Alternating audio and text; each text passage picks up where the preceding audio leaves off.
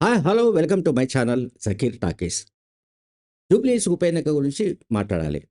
ఎందుకంటే దాదాపు 5, 6 నెలల్లో ఎన్నికలు రాబోతున్నాయి కనుక బీహార్ ఎన్నికలతోనే జూబ్లీహిల్స్ ఉప ఎన్నిక కూడా జరుగుతుందని ప్రచారం జరుగుతున్న నేపథ్యంలో ఈ ఉప ఎన్నిక ఫలితాలు ఎట్లా ఉంటాయి? ఈ ఉప ఎన్నికలపై ఎటువంటి అంశాలు ప్రభావితం చేస్తాయి అనే దానికి సంబంధించి మనం ప్రతిరోజు డిస్కస్ చేయొచ్చు.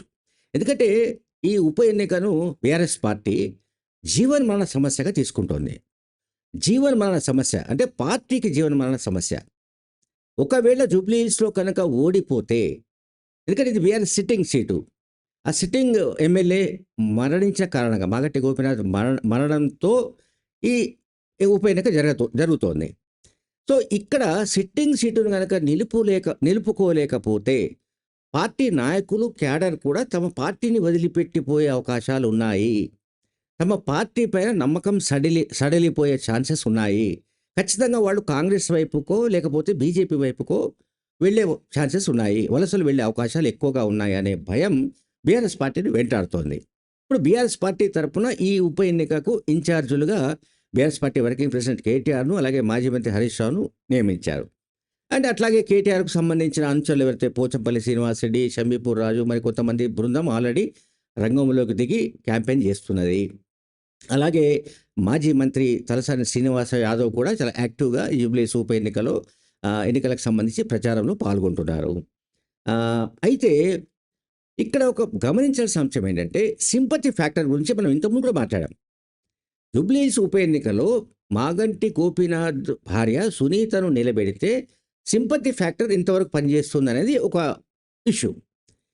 గతంలో మనం కనుక గమనిస్తే లైక్ దుబ్బాకలో సిట్టింగ్ ఎమ్మెల్యేగా ఉన్న సోలిపేట రామలింగారెడ్డి చనిపోయినప్పుడు ఆయన భార్యను టికెట్ ఇచ్చి నిలబెట్టింది బీఆర్ఎస్ పార్టీ. కానీ సింపతి వర్కౌట్ కాకపోగా అక్కడ బీజేపీ తరపున రఘునందనరావు గెలిచారు. అది మనందరికి తెలుసు. చూడండి, కానీ సింపతి వర్కౌట్ కాలేదు. అండ్ నెక్స్ట్ రీసెంట్‌గా కంటోన్మెంట్ ఉప ఎన్నిక. అక్కడ ఎమ్మెల్యేగా గెలిచిన బీఆర్ఎస్ పార్టీ ఎమ్మెల్యే గెలిచిన లాస్య నందిత రోడ్ యాక్సిడెంట్‌లో చనిపోతే ఆమె చెల్లెలికిచ్చారు. బికాజ్ సింపతి పనిచేస్తుందని అనుకున్నారు. కానీ అక్కడ కూడా సింపతి వర్కౌట్ కాలేదు. సో, 2 అంశాలు మనకిక్కడ కనిపిస్తున్నాయి.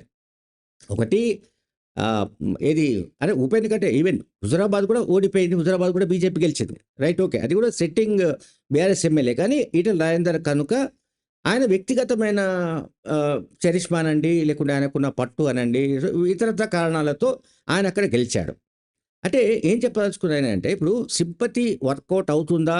కాదా? అంటే, మనకు గతంలో ఉన్న కొన్ని ఇన్సిడెంట్స్ చూస్తే సింపతి వర్కౌట్ అయినట్టు దాఖలాలు లేవు. Like cantonment, like Huzurabad, like Dubbaka ఇటువంటి విషయాలు. ఈ కాన్స్టిట్యుయెన్సీస్ కొన్ని. అంటే అత్యంత అరుదుగా మాత్రమే సింపతి వర్కౌట్ అయి గెలిచిన సందర్భాలు మనం గతంలో చూసాం. ఆల్మోస్ట్ మెజారిటీ ఉప ఎన్నికల్లో అంటే ఇటువంటి సందర్భాల్లో అంటే సిట్టింగ్ ఎమ్మెల్యే చనిపోయిన తర్వాత ఆ వ్యక్తికి సంబంధించిన మనుషులు అంటే రక్త సంబంధీకులు, కుటుంబ సభ్యులను నిలబెడితే సింపతి వర్కౌట్ కాదు అనేది ఈ పర్టిక్యులర్ నేను చెప్పిన 2, 3 ఇష్యూస్ మనకు కూడా కనిపిస్తున్నాయి. అలాగే మాగంటి గోపీనాథ్ తెలుగుదేశం పార్టీ తరపున 2014లో గెలిచారు. గెలిచిన తర్వాత ఆయన టీఆర్ఎస్ పార్టీలో చేరారు. అప్పటికింకా బీఆర్ఎస్ కాలేదు. 2018లో ఆయన బీఆర్ఎస్ పార్టీలో చేరారు. బీఆర్ఎస్ పార్టీ తరపున గెలిచాడు. ఆ తర్వాత 2023లో కూడా బీఆర్ఎస్ పార్టీ తరపున ఎమ్మెల్యేగా గెలిచాడు. అంటే 3 సార్లు అక్కడ బీఆర్ఎస్ పార్టీ ఉన్నట్టు లెక్క. As on today BRS party అక్కడ ప్రాతినిధ్యం వహించినట్టు లెక్క. అయితే ఆ లెక్కలు ఇప్పుడు పనికొస్తాయా? పని చేస్తాయా? మాగంటి గోపీనాథ్ క్యాండిడేచర్ వేరు. మాగంటి గోపీనాథ్ తరపున అంటే మాగంటి గోపీనాథ్ స్థానంలో ఆయన భార్య సునీత పోటీ చేయడం వేరు. సో, ఆమెకు ఇంకా ఏ ఏ అంశాలు ఆహ్, ఏది అనుకూలంగా మారే ఛాన్సెస్ ఉంటాయి? ఎటువంటి అవకాశాలుంటాయి? గెలుపుకు సంబంధించి అనే దానిపైన ఇప్పుడు చాలా ఆహ్, అంతర్గతంగా బీఆర్ఎస్ పార్టీ చాలా ఎక్సర్సైజ్ చేస్తోంది. అంటే సర్వేలు నిర్వహిస్తోంది. అలాగే డివిజన్స్ వారీగా సమావేశాలు నిర్వహిస్తోంది. మాగంటి గోపీనాథ్ సంస్మరణ సభల పేరుతో వాళ్ళు ప్రజల్ని కలుసుకోవడానికి, ఓటర్లను ఆకర్షించడానికి బీఆర్ఎస్ పార్టీ నాయకులు చాలా ప్రయత్నాలు చేస్తున్నారు. ఎన్ని ప్రయత్నాలు చేసినా కూడా ఇన్ కేస్ ఒకవేళ కంటోన్మెంట్ లాంటి రిజల్ట్ వస్తే, ఇక మన పార్టీ హైదరాబాద్ చుట్టుపక్కల హైదరాబాద్ సిటీలో పుట్టగతులు ఉండవేమో, ప్రజల్లో బీఆర్ఎస్ పార్టీ పట్ల ఒక వ్యతిరేకమైన భావన వస్తుందేమో, కాంగ్రెస్ వైపుకో, బీజేపీ వైపుకో ఆ ఓటర్లు షిఫ్ట్ అవుతారేమో అనే భయం కూడా వాళ్ళను బాగా వెంటాడుతున్నట్టు కనిపిస్తోంది. సో, ఈ నేపథ్యంలో ఏంటంటే, అక్కడ ముక్కోణపు పోటీ తథ్యం. BJP, BRS and Congress. So, ఈ 3 పార్టీల మధ్య జరిగే పోటీలో ఎవరు ఆధిపత్యం వహించి, ఎవరు గెలిచే అవకాశం ఉంది అన్న దానిపైన సర్వత్రా ఉత్కంఠ, సర్వత్రా ఆసక్తి కొనసాగుతోంది. Thank you very much.